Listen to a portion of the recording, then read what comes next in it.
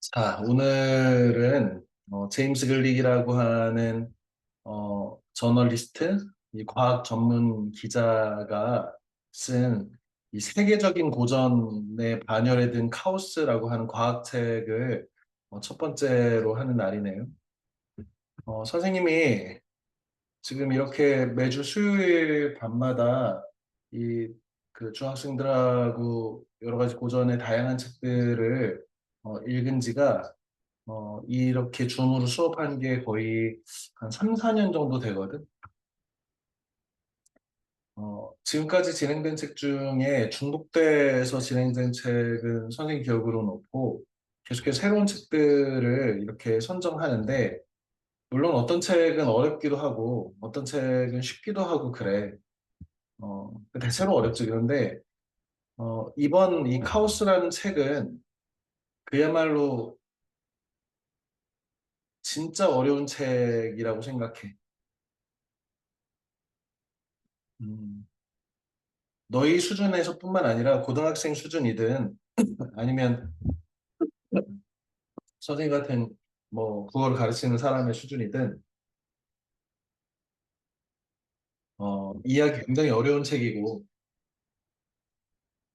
그런데 우리 이 책을 이렇게 갖고 있는 친구들이 있으면 표지를 보면 각종 대학에서 뭐 서울대를 비롯한 뭐 연세대니 뭐 카이스트니 유력한 대학들에서 필독서로 꼽고 있는 아주 중요한 책이다라고 하고 있고 여러 과학자들 혹은 여러 과학 매체들에서 이 책에 나오는 이 카오스 이론, 뭐 혼돈 이론이라고도 하는 이것에 대해서 굉장히 중요하게 다룬단 말이야.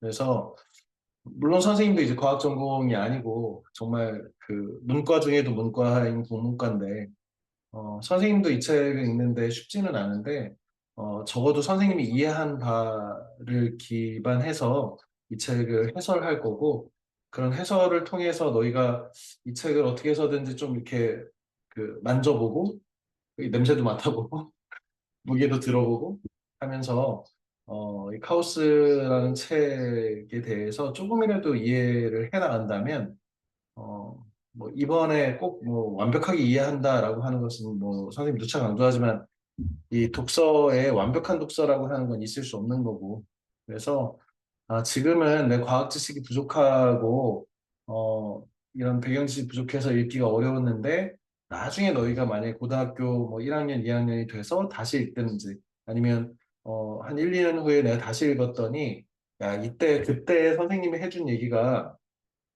이런 얘기였구나.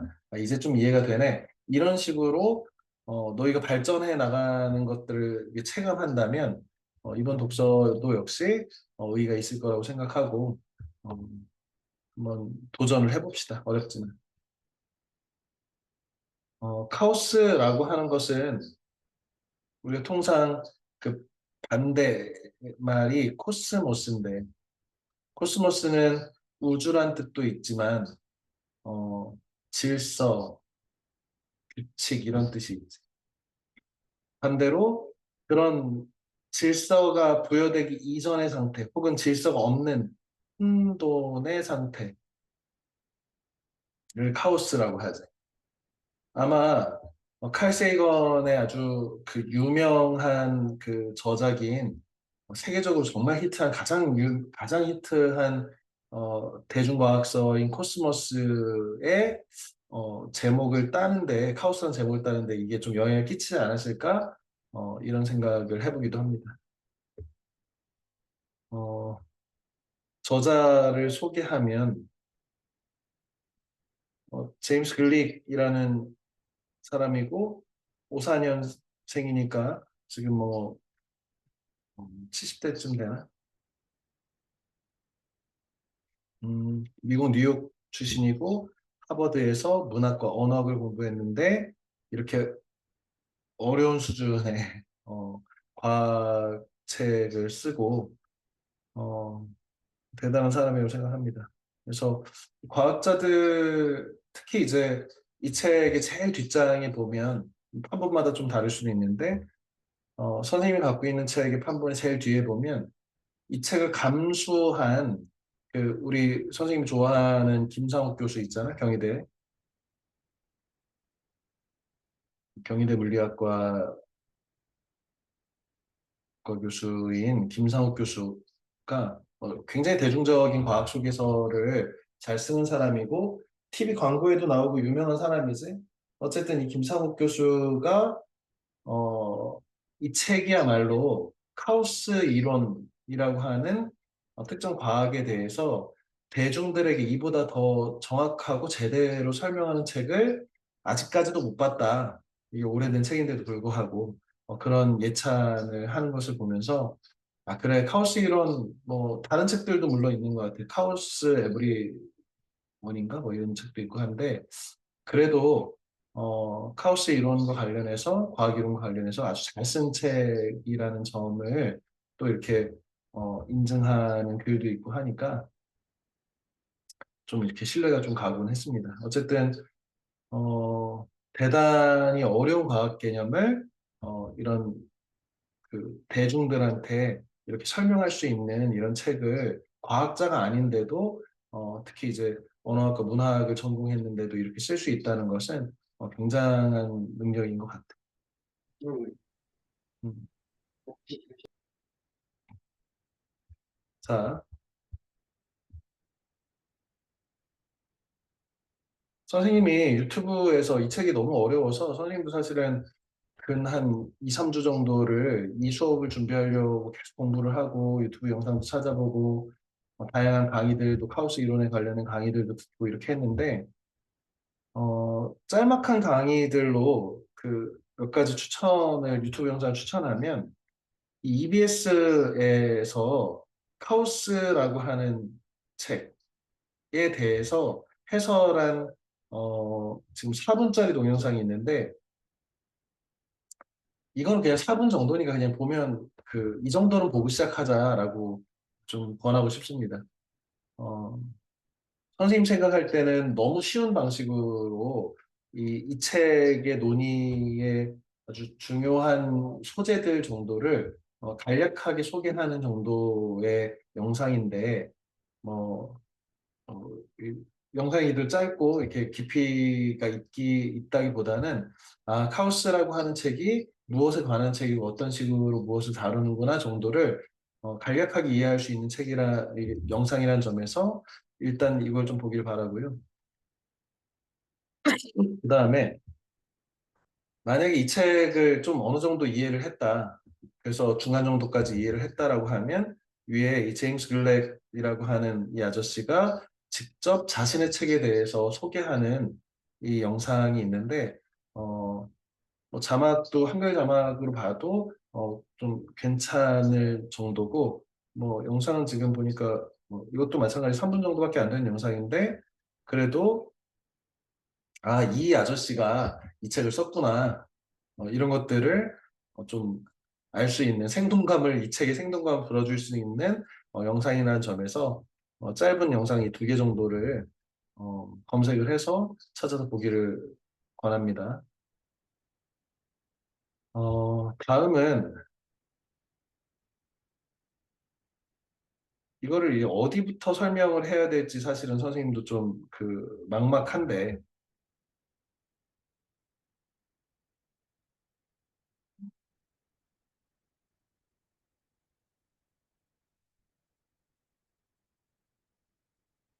하나 버리겠네.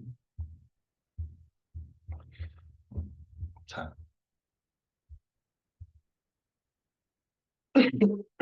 일단은 우리가 이제 현대 과학이라고 하는 우리 일반적인 과학이라고 하는 것이 크게는 이 3가지 종류로 이제 분류를 할 수 있다고 얘기들을 하더라고. 하나는 일단 고전 역학이야. 그리고 하나는 양자 역학이고,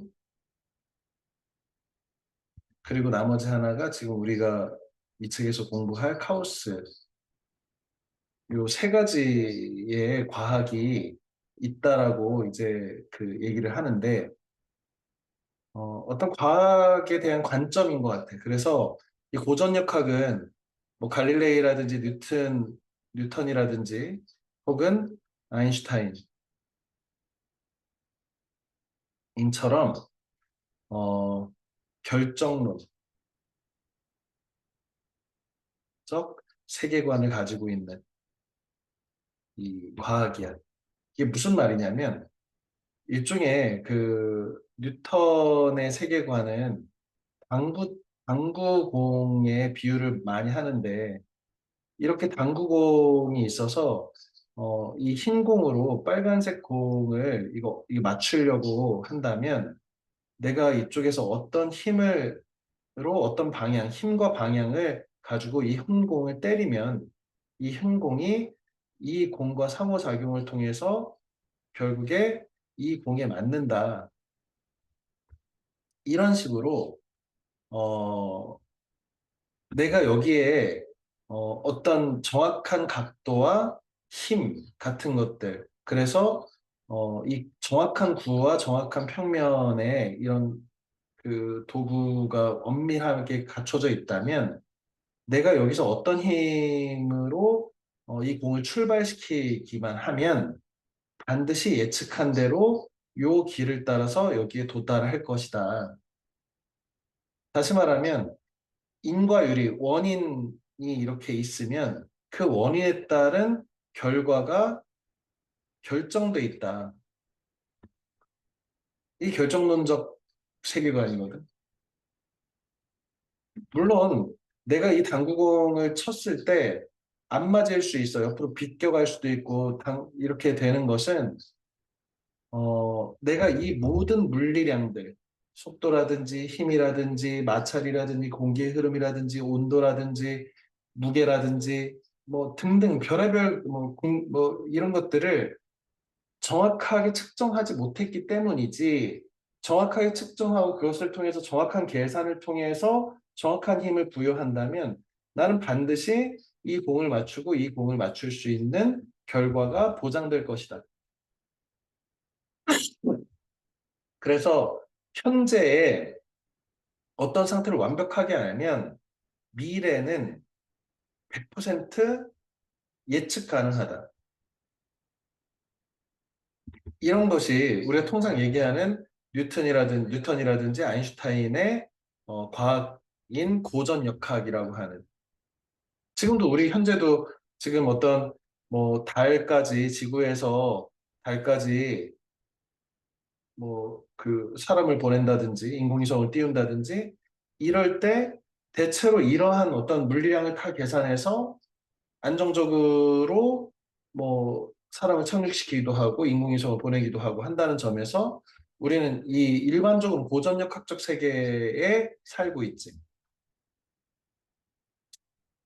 어, 중학교 학생들한테는 이 양자역학이 그 좀 낯설 수 있는데 어, 고전 역학은 대체로 거시 세계, 이렇게 좀 큰 세계 있잖아. 우리가 사는 세계 같이 이렇게 자동차를 타고 다니고 비행기를 타고 아니면 행성의 운동 같은 거대한 물질의 세계를 설명하는 뉴턴의 만유 인력의 법칙이라든지 아인슈타인의 상대성 이론이라든지 이런 것들이 고전 역학이라면 양자 역학은 미시 세계, 예를 들어서 원자라든지 전자라든지 원자 핵 안에 있는 양성자라든지 중성자라든지 이런 것들의 움직임을 아주 정밀한 수준으로 잘 설명할 수 있는 이론이 양자역학인데 양자역학은 뭐 닐스 보어라든지 뭐 슈레딩거라든지 혹은 뭐 하이젠베르크 이런 사람들에 의해서 정리되고 그 지금도 활용돼서 우리가 알고 있는 모든 전자기기, 반도체, 뭐 반도체라든지 컴퓨터라든지 이런 것들, 스마트폰이라든지 이런 것들이 이 양자역학에서 만들어낸 방정식에 의해서 잘 설명되고 잘 활용될 수 있게 적용이 되는데 문제는 이 양자역학은 이 하이젠베르크의 이론 중에 하나인데 불확정성의 원리라는 것을 갖고 있어. 이게 뭐냐면 불확정성의 원리라는 것은 일종의 여기서 이제 결정론이라고 했잖아. 원인이 결정이 완전하게 잘 되면 그 결과에 의해서 100% 결과는 예측 가능하다. 이런 게 결정론적 세계관이라면 이쪽은 약간 비결정론 같은 거야. 이게 무슨 말이냐면 어떤 물체의 물질의 그 상태를 알려면 위치하고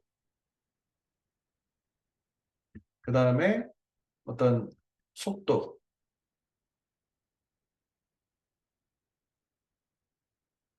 이 위치의 정확성과 속도의 정확성을 정확하게 관찰할 수 있어야 되는데 하이젠베르크에 의하면 이 위치의 정확성과 속도의 정확성이라고 하는 것은 우리가 아무리 제대로 관측을 하려고 해서 기술적으로 모자라서 관측을 못하는 게 아니라 이 세 개의 실체가 위치의 정확성과 속도의 정확성을 모두 다 높일 수 있는 그런 관측이라는 것은 존재하지 않는다. 결국에 우리가 세계를 인지하는 것은 관찰, 관측에 의한 것인데 이 관측이라는 행위 자체가 대상에 영향을 전혀 미치지 않은 채 완전히 객관적으로 파악할 수 있는 관측이라는 것은 존재하지 않는다. 다시 말하면 이 세계를 교란하지 않고 이 세계를 이렇게 교란하지 않는 방식으로 제대로 객관적으로 마치 이 세계 바깥에 있는 제3자처럼 세계를 관측한다는 것 자체는 그거는 성립할 수 없다. 다시 말해서 이 세계는 관측 이전에 어떤 상태에 있는지를 말할 수 없고 우리 선생님이 지난번에 비트겐슈타인 얘기를 잠깐 했는데 이 비트겐슈타인이 그 논리 철학 논고라는 책에서 아주 유명한 말을 했다고 했잖아. 말할 수 없는 것에 대해서는 침묵해야 한다.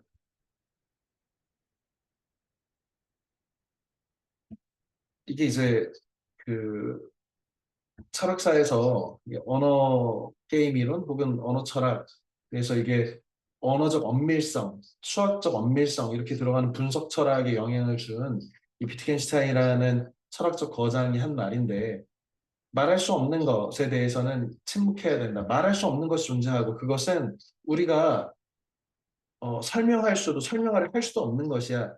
이 얘기를 이 양자역학에 적용시키면 어떤 거냐면 어떤 대상의 위치라든지 속도라든지 이런 것은 관측에 의해서 변질되기 때문에 관측하기 이전의 어떤 상태라는 것에 대해서 우리가 상상할 수는 있지만 그것을 어떻다고 말할 수 없다는 거야. 그럼 말할 수 없는 것은 혹시 존재하지 않는 것일 수도 있다는 것. 어, 이 양자역학이 미시세계에서 그 뭐 혹시 이런 걸 참고하면 좀 이해가 될 수 있는데 이중 슬릿 실험이라는 그 유명한 실험이 있는데 이중 슬릿 실험은 뭐냐면 이렇게 이렇게 슬릿 틈이 두 개가 있는 요러한 어떤 그 실험 장치에 이쪽에 이렇게 필름 같은 것들을 설치해서 이쪽에 전자 같은 것을 광자나 전자 같은 것을 한 개씩 이렇게 쏘는 거야 전자총으로. 그러면 A 틈이든 B 틈이든 이렇게 지나갈 텐데 인간이 관측을 하고 있는 상태에서는 필름에서 이러한 형태의 A든 B든 한 곳의 문을 이렇게 그 전자가 튕겨 나가지 않고 도착해서 이런 형태의 관측을 할 때는 이런 형태의 줄무늬 그가 검출된다면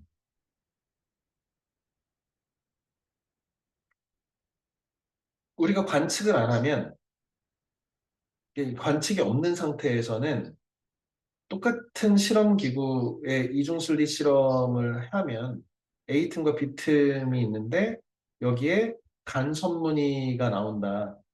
간선무늬라고 하는 것은 이 어떤 전자라고 하는 것이 마치 파동처럼 아까는 입자처럼 이렇게 한 개씩 한 덩어리씩 날아갔다면 이 마치 음파나 물결처럼 이렇게 그 파동으로 행동해서 이쪽에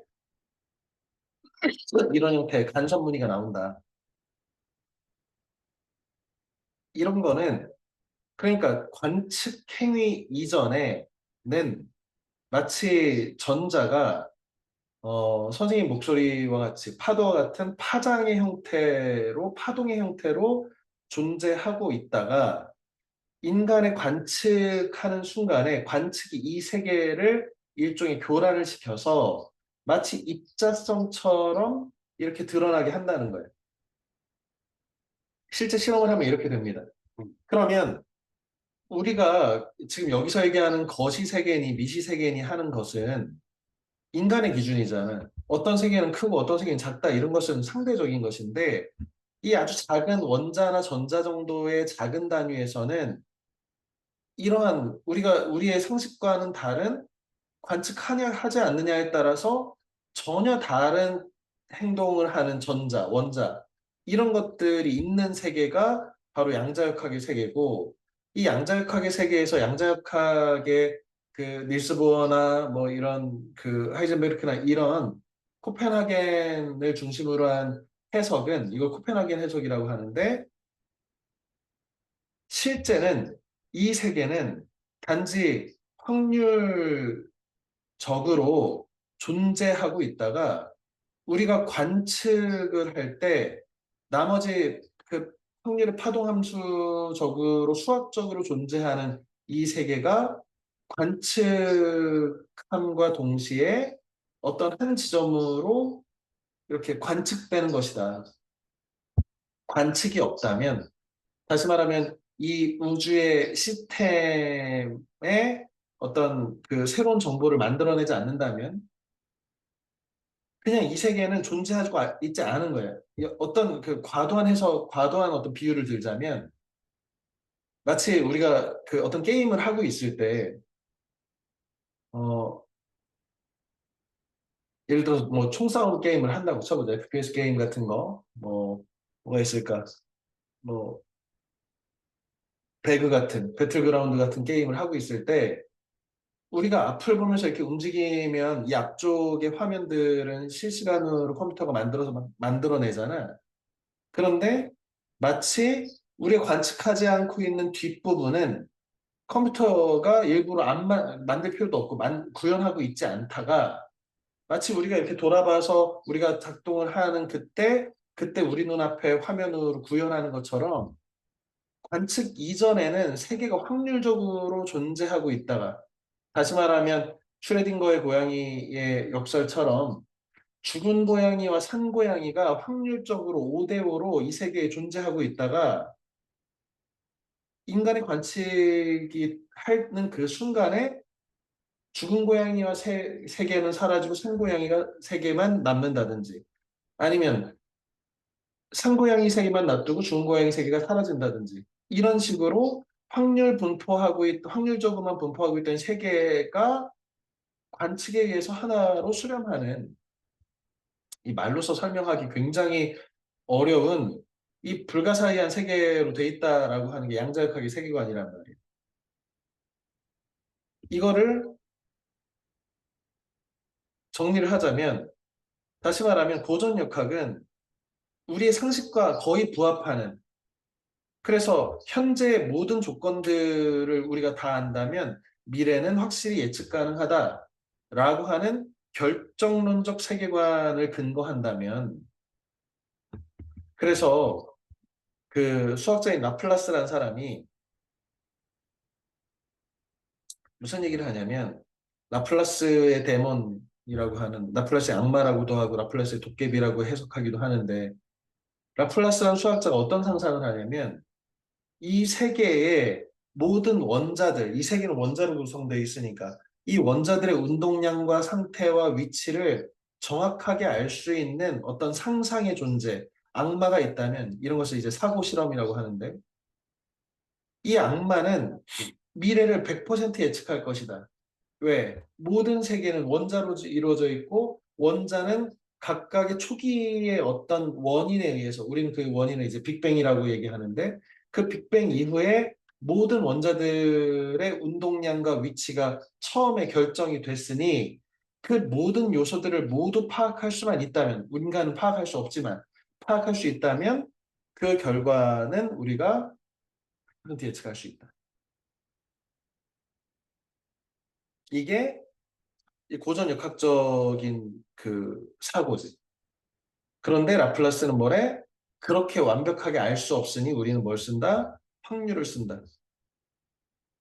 라플라스가 이 걸쳐 있는 거지. 그런데 양자역학자들은 특히 이제 코펜하겐 해석이라든지 이런 양자역학자들은 어떤 세계를 어떤 세상을 생각하냐면 세계는 사실은 확률이라는 거예요. 세계는 그냥 확률적으로 존재하고 있는데 그 중에 관측이 이루어지는 순간에 어떤 현상으로 고정된다. 예를 들어서 선생님이 뭐 그 동전을 던져서 앞면이 나올지 뒷면이 나올지 모르는 상태에서 던졌어. 그런데 뉴턴의 고전력학에 의하면 최초의 이 원자나 공기의 흐름이나 이런 것들을 모두 파악할 수 있는 그 악마가 있다면 내 최초의 운동에 의해서 그것은 결정될 것이다. 그런데 양자역학자들은 뭐라고 생각하는 거야? 그것이 아니라 실제로 앞면이 나온 세계와 뒷면이 나온 세계가 정확하게 5대 5라면 그냥 50대 50의 확률로 존재하고 있다가 그래서 내가 그것을 관측하는 순간에 앞면이니까 뒷면이니까 관측하는 순간에 이것이 앞면이 되기도 하고 뒷면이 되기도 한다. 다시 말하면 어떤 현상이라고 하는 것은 결정되어 있지 않다. 심지어 없을 수도 있다. 그 실체라고 하는 것이. 그 양자역학이 이해하기 어려운데 문제는 이 양자역학에서 이 사람들이 만들어내는 방정식이 우리가 지금 이렇게 컴퓨터를 사용하고 이렇게 하는데 다 기반이 된다는 거지. 그런데 이제 우리가 배우고자 하는 건 카오스잖아. 카오스는 어떤 거냐면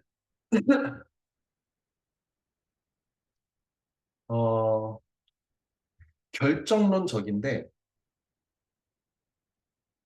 다시 말하면 초기값을 알면 미래를 100% 예측할 수 있는 것 같은 결정론적 세계관을 갖고 있어. 그러니까 고전역학하고 같은 세계관이야. 그런데 문제는 그럼에도 불구하고 예측이 불가능하다.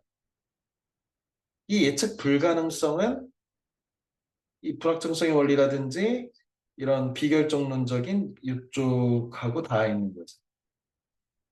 그래서 이 카오스 이론을 어떤 사람들은 어떤 과학자들은 이 고전역학의 거시세계와 거시세계에 대한 고전역학과 양자역학이 서로 모순되고 연결이 안 되는데 그것이 아마 양자역학적인 세계가 미시세계가 카오스적이기 때문에 그럴 수 있다라고 생각을 하는 거예요.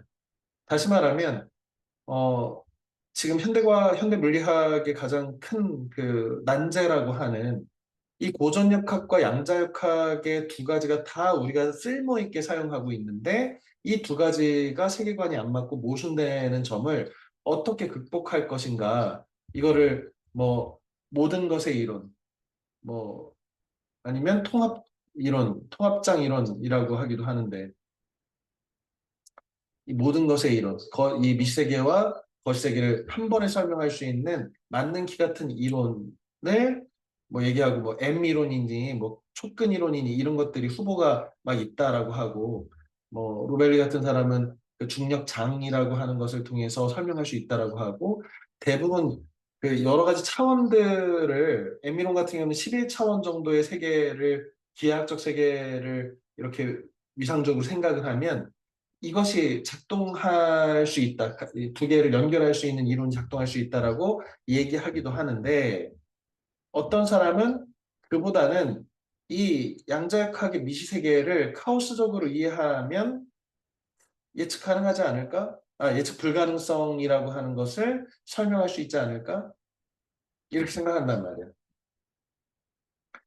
지금 선생님이 설명하는 게 도대체 이게 무슨 말인지 도대체 이해를 못할 수도 있는데, 그렇다고 선생님이 뭐 이걸 완벽하게 이해했다고 말하기도 좀 뭐하긴 하지. 그런데, 어, 지금 이 카오스 이론의 현재적인 어떤 이 위상이라든지 위치라든지 이런 것들을 설명하는 거예요.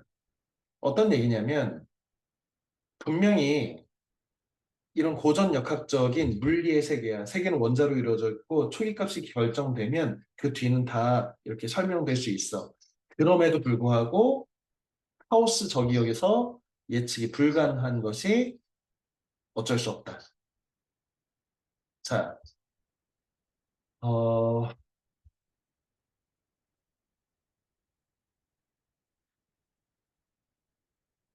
그,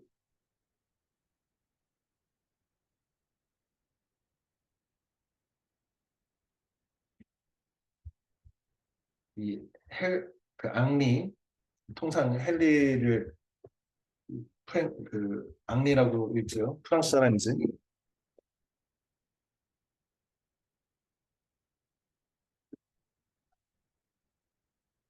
어, 앙리 푸엔카레라고 하는 천재적인 과학자인데 이 사람이 이 삼체 문제라는 것을 다룬단 말이야. 이 스웨덴 국왕이 이 삼체 문제, 뭐, 뭐 쓰리바디 문제라고도 하는데 어떤 거냐면 어, 행성계에 태양이 이렇게 있고 태양 주위를 어, 지구가 이렇게 돌고 있고 이 지구 주위를 다시 이 달이 이렇게 돌고 있잖아. 그러면 태양 주위를 지구가 돌고 지구 주위를 이 달이 도는 이 질량을 가지고 있는 이 세 가지 천체가 작동을 해서 지금처럼 이렇게 작동을 해서 지금 같은 안정적인 운동을 영원히 지속할 거냐? 지속할 수 있나? 이거를 통상 삼체 문제라고 해. 우리 넷플릭스에 삼체라고 하는 SF 그 영화도 있고 시리즈물도 있고 류치신이라고 하는 중국의 아주 뛰어난 SF 작가가 쓴 삼체라는 SF 소설이 있는데 거기서 사실 이 문제를 다루거든. 공항이 상금을 걸고 이 문제를 낸 거야. 일종의 뭐 기우 같은 거지. 기우는 뭐 기인 우천이라고 하는데 기나라 사람이 중국의 기나라 사람이 하늘이 무너질까 봐 걱정했다는 거야. 스웨덴 국왕이 이걸 걱정한 거야. 야, 우리가 지금 태양이 있고 지구가 있고 달이 있는데 얘네들이 지금처럼 계속 이렇게 걱정 없이 잘 작동할까? 아니면 어느 순간에 이게 지들끼리 충돌하거나 태양으로 빨려 들어가거나 이러지 않을까? 프랭카레가 도전해서 문제 없다라고 내가 문제 없음을 증명했어요. 해서 증명해서 상금을 탔는데 문제는 자신의 논문이 틀린 것을 알고 상금보다 더 많은 돈을 투입해서 이 삼체 문제는 어, 지금 어느 정도까지는 가까운 시간까지는 이 안정적 운동을 한다는 것은 밝혀낼 수 있지만 그렇게 유한한 수준에서는 이 쓰리바디 문제, 삼체 문제, 태양과 지구와 달이 서로 충돌하거나 위험한 상황이 없다는 것을 가까운 시기는 예측할 수 있지만 이것이 영원히 지속된다는 것은 알아내기가 불가능하다. 이 불가능성을 증명한단 말이에요. 이게 무슨 말이냐면 기회가 되면 삼중진자 운동 같은 것이라든지 이런 그 삼체와 관련된 그래픽을 선생님이 동영상을 여기서 작성하기 어려가지고 못 보여주는데 이 삼중진자 운동이라고 치거나 이렇게 하면 어, 진자 운동이 이렇게 규칙적으로 반복되는 게 이제 뭐 있다면 이 관절이 이 진자에다가 관절을 달아가지고 여러 가지로 이렇게 해놓으면 얘는 이렇게 회전하고 뭐 얘도 회전하고 뭐 이런 식으로 하는데 이게 어떤 움직임을 할지 예측 불가능하다는 거예요. 이게 초기에 몇 번이나 움직이는 것 유한한 개수는 계산을 할 수 있어. 엄밀하게. 엄밀한 그러니까 결정론적 세계처럼 이 어쨌든 최초의 질량이 있고 운동량이 결정됐으니까 최초의 운동은 이렇게 진작 왔다 갔다 하는 이 운동에서 벗어나지 않겠지. 그런데 이거는 어때? 결정론적 세계지. 최초의 양을 알면 얘가 어떻게 움직일지 미래를 예측할 수 있잖아. 그런데 여기다가 뭘 달았다고 해서 이런 식으로 얘가 막 이렇게 돌기도 하고 흔들리기도 하고 한다고 해서 이게 최초의 원인에서 벗어난 어떤 것은 아니지. 다시 말하면 최초의 운동의 에너지가 얘를 이런 식으로 작동시키는 거잖아. 그런데 그럼에도 불구하고 이것이 영원히 어떤 방식으로 작동할 것이다. 얘가 뭐 한쪽으로 수렴한다든지 어쩌고 발산한다든지 이런 식으로 어떤 한쪽으로 결정되는 게 아니라 해석 예측 불가능할 정도로 변화를 갖게 한다. 이런 것을 이제 삼체 문제라고 하고 이 문제를 해석하는 데에서 지금 우리가 얘기하는 카오스 이론이 탄생을 한 거죠. 카오스 이론이라는 건 뭐야? 분명히 결정론적 세계야. 최초로 어떤 상태가 주어지면 그것이 미래의 인과관계의 원인이 돼서 최종적으로 어떤 상태가 되는 것은 이것 때문인 건 맞아. 원인 때문에 결과가 있는 이 인과관계는 맞다는 거예요. 하지만 인과관계가 있다는 것과 인과관계가 있기 때문에 예측 가능하다고 하는 건 다르다는 거예요. 왜 그러냐면 이 책의 처음에 로렌츠라고 하는 사람이 기상학자가 이제 이 로렌츠 끌게라고 하는 이것도 이제 계속 나오잖아. 로렌츠라고 하는 기상학자가 기상을 연구하다가 컴퓨터를 사용해가지고 예측하는 프로그램들을 만들었는데 예를 들어서 입력을 하면 출력이 이렇게 돼서 예측이 된다고 날씨 예측이 된다고 이렇게 생각을 한 거야. 뭐 중간에 계산은 컴퓨터가 해주는 거지 빠른 속도로. 그런데 입력 값을 소수점 뭐 이렇게 세 자리까지 이렇게 입력을 했는데 이 입력이 컴퓨터는 이것보다 더 많은 자리들을 소수점 더 많은 자리들을 입력해서 작동시키는 것과 이 로렌츠가 손으로 이렇게 넣어가지고 입력한 소수점 뭐 요 세 자리 뭐 여기까지 입력한 것이 사실은 우리가 물리학에서 이 정도의 오차 정도는 어차피 우리가 인간이 정확하게 판단할 수 없기 때문에 이 나머지 0.00000 몇은 그냥 버려버린단 말이야. 마치 파일을 3.141592 뭐 어쩌고 저쩌고 저쩌고 저쩌고 하지만 우리 그냥 3.14만 쓰잖아. 왜? 이거 몰라도 이거 다 할 수 있으니까. 이거 무한히 반복되지만 이거를 다 계산해서 우리가 곱하지는 않잖아. 이것처럼 입력을 한 거야. 날씨 예측에. 어떻게? 소수점 몇 자리까지 끊어가지고. 그런데 결국에 이 예측 결과는 어마어마하게 다른 결과가 나오더라는 거예요. 이 끌개라고 하는 것이 마치 처음에는 이렇게 해가지고 어느 수준으로 수렴해서 끝날 줄 알았는데 이 아주 미미한 어떤 0.0000001이 다르기만 해도 아주 엄청나게 다른 어떤 하나만 주어져도 전혀 다른 세계로 끌려 들어가가지고 이쪽에 있다가 다시 이쪽으로 왔다가 한다는 거예요. 여기서 나온 게 나비 효과지. 멕시코에서 나비가 날갯짓을 하는 것 정도의 0.00001만 잘못 집어넣어도 워싱턴에서 허리케인으로 바뀐다는 거예요. 나비의 날갯짓에 아주 미미한 것이 거대한 폭풍으로 세계를 쓸어버리는 허리케인으로 변모될 가능성도 있다. 그렇지.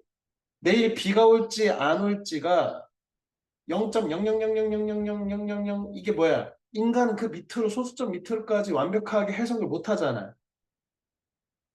그래서 아주 미미한 소수점에 우리가 의미 없다고 버리는 그 소수점의 어떤 점 하나가 미래에 완전히 허리케인이 올지 날씨가 쨍쨍할지를 결정한다면 이것을 비유하면 0.0000000 이런 저 멀리 멕시코에 있는 나비의 날갯짓 정도의 초기값의 아주 미미한 초기값이 결과에선 어마어마한 결과값으로 바꾼다. 이 얘기가 한마디로 하면 카오스에 대한 설명은 바로 이게 카오스라는 거야. 이게 뭐야? 결국 나비의 날갯짓 같은 0.00001의 값이 작동하면 허리케인이 오게 하는 원인이 될 수 있다니까 인과론, 결정론이지. 인과가 딱 맞아떨어지는. 그런데 그 세계는 이렇기 때문에 예측 불가능하다. 이 얘기를 설명하는 거죠. 로렌츠라고 하는 사람이 기상을 탐구하다 보니까 기상 프로그램, 컴퓨터 프로그램을 돌리다 보니까 아, 이렇구나. 우리가 기상청에서 날씨가 몇 프로, 내일 비 올 확률 몇 프로 이렇게 하는 거 있잖아.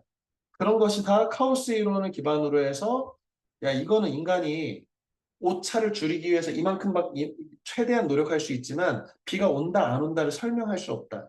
그래서 비올 확률 60%.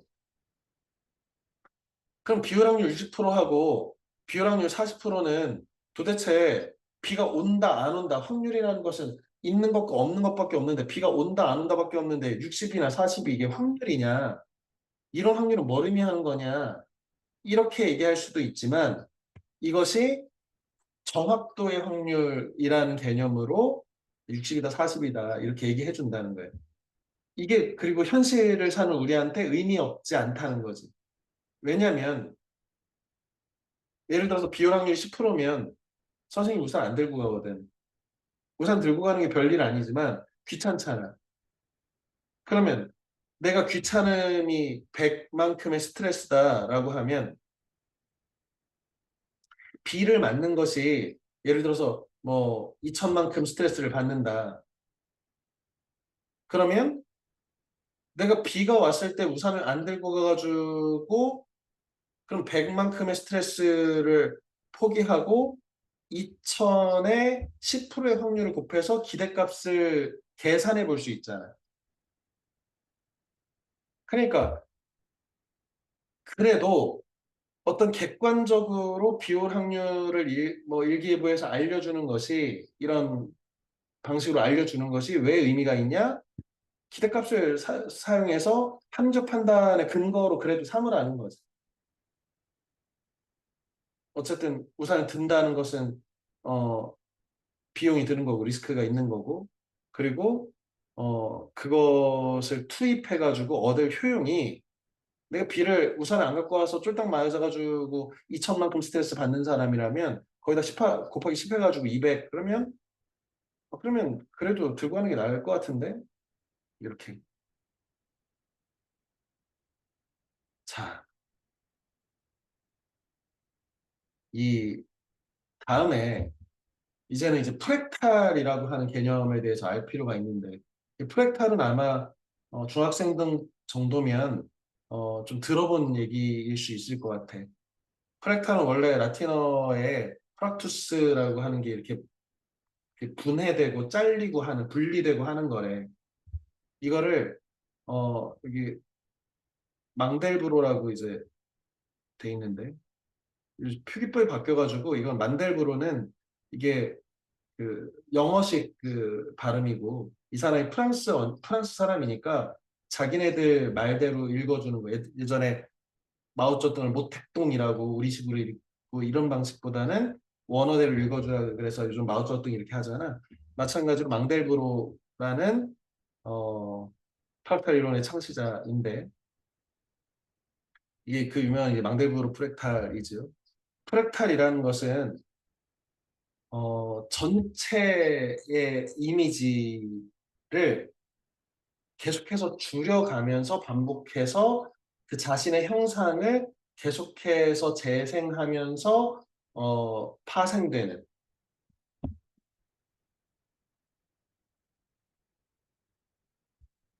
어, 대체로 뭐 이런 그 대표적인 게 이제 프랙탈 코어 곡선 같은 건데 삼각형의 3분의 1을 하고 여기다가 삼각형 하나를 더 붙이는 방식으로 이게 1단계면 2단계, 3단계 이런 식으로 늘려가다 보면 이렇게 결국에는 이런 방식의 모양이 나오는데 이런 것이 이 전체의 모양이 부분의 모양과 계속해서 이렇게 유사성을 갖는 형태. 부분과 전체가 형태적 유사성을 규칙적으로 반복하는 형태. 이런 걸 프랙탈이라고 하는데 대표적인 게 이제 눈송이가 육각형의 모양인데 그 눈송이를 계속 현미경으로 따라가다 보면 계속해서 육각형 모양이 나온다든지 그런데 이제 이 책에서 되게 중요한 점은 뭐냐면 이 프랙탈이라고 하는 것은 일종의 그 무한 등비급수를 쓰는 수학이란 말이에요. 수학. 이 책을 이해하는 되게 중요한 포인트는 바로 이거예요. 이게 수학이야. 수학은 순수한 인간의 어떤 일종의 게임이란 말이에요. 수학은 어떻게 보면은 인류가 여태까지 진화시켜온 하나의 논리 체계에서 만들어낼 수 있는 그 어떤 거야. 그런데 그것이 여태까지 자연을 설명하는데 아주 유용하게 쓰이기는 하지. 예를 들어서 뉴턴이 운동에 대해서 미분이라는 수학을 통해서 계산을 해봤더니 만유 인력이 있다. 어떤 두 질량을 가진 존재 사이에는 거리의 제곱에 반비례하고 그 질량의 곱에 해당하는 만큼의 서로 끌어당기는 힘이 존재한다.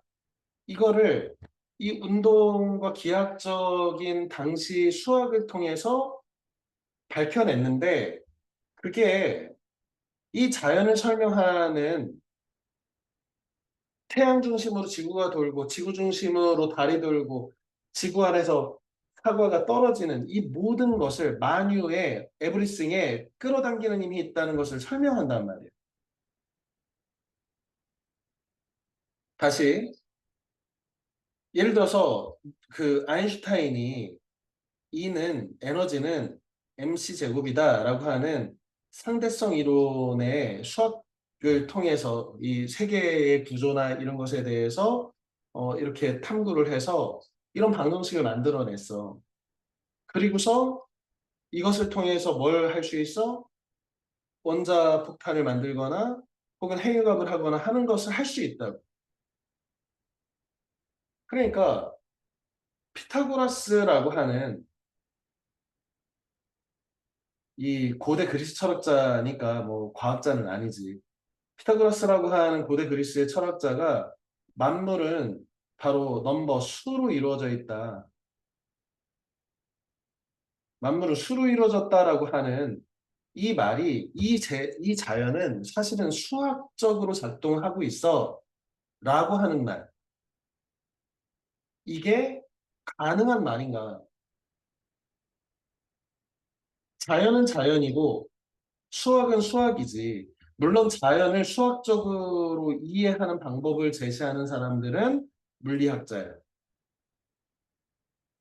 그런데 이 수학자들은 수학을 왜 하고 있냐면 단지 수학적인 그 논리 기계를 계속해서 작동시키고 점점 파생시켜서 좀 더 정밀한 그 논리 기계를 만들고 있는 사람들일 뿐이야.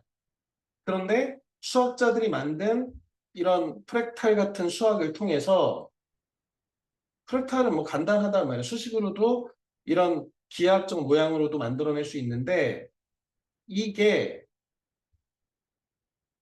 이런 거는 그냥 컴퓨터로 만드는 거예요. 컴퓨터에 어떤 수학적 공식을 집어넣으면 이런 형태를 계속 만들어내. 여기를 확장시키면 또 여기가 되고 여기를 확장시키면 또 이런 모습이 되고 해서 굉장히 복잡한 기하학적 형태가 최초의 간단한 수식으로부터 이렇게 파생된다는 것.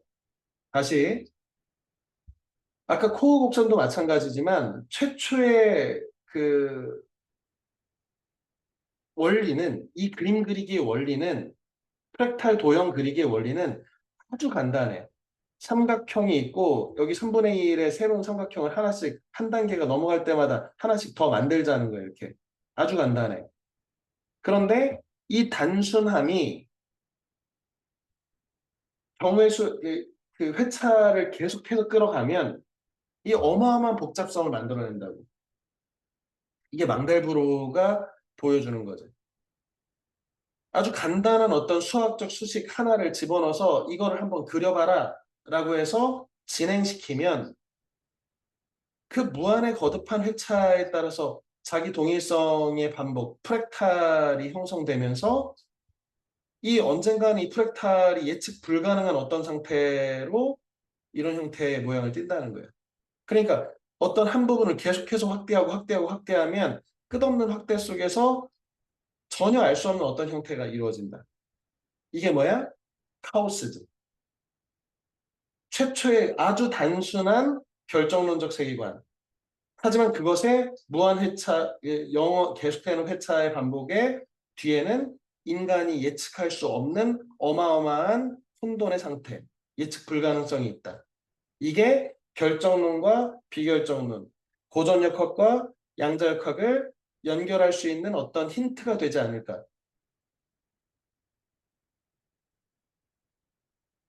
그리고 자연을 설명할 수 있지 않을까. 이 부분이 중요한데 이 수학이 단순한 수학으로 계속해서 컴퓨터가 빠른 속도로 만들어내는 이 그림이 자연이 발생하는 이 브로콜리가 갖는 이 프락탈의 모양, 브로콜리를 잘라도 브로콜리 모양, 잘라도 브로콜리 모양, 더 잘라도 브로콜리 모양. 용피나무의 이 형상도 최초의 갈라진 형태가 또 갈라진 형태로 또 갈라진 형태로 또 갈라진 형태로 이 부분을 확대해도 이런 형태로 프랙탈. 비스무트라고 하는 이 광물인데요. 이 광물도 전체의 어떤 형태의 그 부분이 계속해서 프랙탈. 대표적으로 이 전기, 번개가 치는 최초의 이 가지로부터 벗어나서 계속해서 프랙탈로 이루어져서 예측 불가능한 상태가 되는 번개. 우리의 폐. 폐도 최초는 나뭇가지처럼 생각해서 어느 부분을 확대해도 이런 모양이 되는. 왜? 결국에는 DNA라고 하는 이 모든 걸 만들어내는 것이 DNA가 어떤 설계도를 가지고 리보솜이라고 하는 공장에서 찍어내는 거란 말이에요. 이 세포들을. 그런데 이 단순한 DNA의 그 어떤 설계도를 집어넣어 단순한 작동을 하는 것이 이 말도 안 되는 그 혈관이라든지 이 지금 이 폐의 이 폐포라든지 이런 것의 복잡성을 만들어내서 결국에는 단순한 것이 회차를 거듭하고 분기되고 분기되다 보면 자기 동일성을 유지한 채로 불가능한 상태가 되지 않을까. 그러니까 프랙탈이라고 하는 망델브루가 만들어낸 어떤 자기동일성의 단순성의 수학을 작동시키면 이상하게 세계랑 맞아 떨어지더라는 거야. 그래서 뭘 설명하는 거야?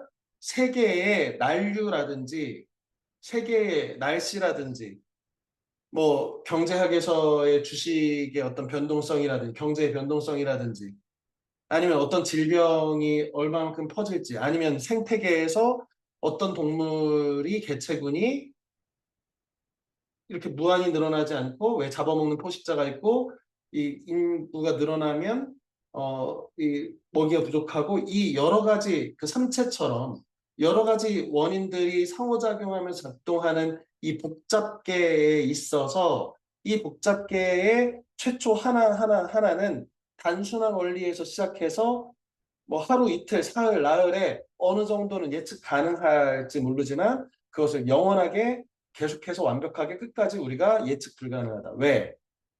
근원적으로 우리는 소수점 0.0000000000000000000자리까지 관측할 능력도 뭐도 없는 유한한 존재이고 그 유한성의 그 끄트머리에 일부 나비의 날갯짓처럼 조금만 변동성이 생기면 그 이후로는 우리가 예측이 불가능할 정도로 불확정성이 이루어진다. 하지만 불확정성이라고 해서 인과관계로부터 벗어나서 마치 그 실체가 없는 것처럼 양자역학의 코펜하겐 해석처럼 해석할 수는 없는 거다. 인과율이다. 실체는 있다. 하지만 인간의 유한성과 한계 때문에 설명하지 못하는 것뿐이다.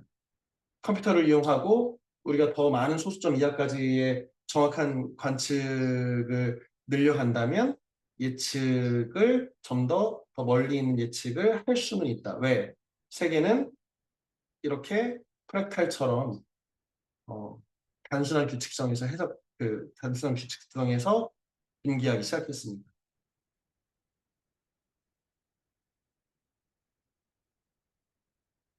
그 다음에 이제 이 책을 이해하는데 그 분수 차원 우리가 그 1차원, 2차원, 3차원처럼 이런 정수 차원이 아니라 소수 차원이라고 여기 책에서 나왔는데 그 뭐 1.2, 3차원 뭐 이렇게 있는 거 있잖아. 이 분수 차원의 얘기는 프랙탈과 관련된 건데 어떤 거냐면 그 유명한 시어핀스키의 이 삼각형인데 이것도 프랙탈이잖아. 최초에 이 부분씩 이렇게 잘라내자는 거잖아. 계속해서. 이렇게 잘라내면 어떻게 돼?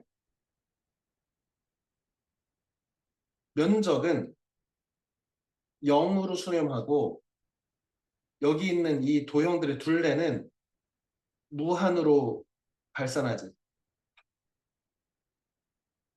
그러니까 우리 차원에서 1차원은 선이고 2차원은 뭐 면이고 선들의 집합으로 면이고 뭐 입체고 3차원은 입체고 이런 차원을 얘기하면서 이 차원의 특성에서 결국에 둘레하고 면적하고의 이 반대 방향으로 나아가는 이상한 현상이 있기 때문에 이것을 정수로 1, 2, 3, 4 이렇게 말할 수 없는 차원이 존재하고 그것이 프랙탈을 통해서 설명될 수 있다. 그러니까 이거는 마치 면적이 없는 것처럼 작동하는 둘레가 무한인 어떤 것으로 진행되지. 이런 차원이 있다면 그것은 정수 차원으로 1, 2, 3, 4, 5 이런 식으로 설명할 수는 없는 거다. 그래서 분수 차원 1.2, 3, 5, 6 차원이 필요하다. 뭐 이런 식으로 말하고 있는 거야. 이게 선생님도 이게 어려운 수학이라 잘 모르겠는데 최대한 이해한 방식이야 이게. 지금 이 5장까지를 이제 뭐 보다 보면 이런 얘기들이 나오는데 좀 어려운 부분들은 이렇게 좀 스킵하면서 봐도 되고 한 가지만 더 설명하자면 어, 인간의 눈과 이 우주의 별을 만들어낸 성운, 물론 이거는 약간 보정을 한 이미지인데 이것의 유사성이 왜 생겼을까? 인간의 뇌의 시냅스의 구조와 이 우주의 그 성운의 구조가 왜 형태가 유사할까? 신기하다. 이거를 신기하면 모르면 어떻게 가냐면 신이 있다, 이런 하나님이 만들었다, 지적 설계자가 있다, 이렇게 이상하게 간단 말이야. 그게 아니어도 된다는 걸 뭐가 보여주는 거야? 지금 카오스가 보여주는 거지. 망델브로의 아이디어가 보여주는 거지. 프랙탈 같은 거. 최초의 단순성이 이렇게. 자, 오늘 시간이 다 됐는데 선생님이 선생님이 이해한 방식대로 설명했지만 분명히 그 높은 확률로 선생님이 해설에 카오스가 있을 거야, 분명히. 오류가 있을 거야. 선생님이 이쪽 분야의 과학자가 아니고 수학자가 아니고 문과야. 그래서 이해한 방식에 문제가 있을 수도 있다는 것을 일단은 그 양해를 구하고요. 하지만 역으로 생각하면 이거 그냥 뭐 그냥 국어 선생님이잖아. 책을 열심히 읽고 이렇게 하면 그래도 이 책을 이 정도 수준까지 읽어낼 수 있다라고 하는 것이 약간 어떻게 보면 희망일 수도 있으니까 어, 너희한테는 어려운 책인 건 분명하다. 하지만 도전해 볼 만하다. 이 얘기를 꼭 하고 싶습니다. 그 스메일의 편자 같은 거 이런 거지. 떡 반죽할 때 이렇게 반으로 접고 반으로 접고 하면 이게 완벽하게 섞이잖아. 최초의 운동은 간단하지. 어떻게 하는 거야? 두 개를 반으로 접고 다시 두 개를 반으로 접고 두 개를 바로 접어. 우리 밀가루 반죽할 때. 그러면 어떻게? 카오스적으로 예측 불가능하게 뒤섞인다. 이게 그 이 책의 앞부분에 나오는 스메일의 편자. 자, 다음 주에는 이 책에 대해서 너희가 그래도 어느 정도 도전을 하고 좀 이해를 하면서 좀 도전을 해서 다음 주에 마무리를 할 거고요. 그 다음 책은 엄청 가벼운 책이야. 이 책은 A4로 치면 한 10장 정도밖에 안 되는 아주 작은 책이고 하지만 세계를 완전히 뒤집어 놓은 책이라고 가장 중요한 책이기도 하니까 어, 일단은 이 책을 읽는 거는 별로 어렵지 않으니까 이번 시즌에는 카오스를 한번 열심히 읽어봅시다. 자, 늦은 시간까지 고생했습니다. 수업 시간에 만납시다. 안녕. 건강한 모습으로 만나자. 안녕히 계세요. 고생했어. 안녕히 계세요. 야. 안녕히 계세요. 안녕.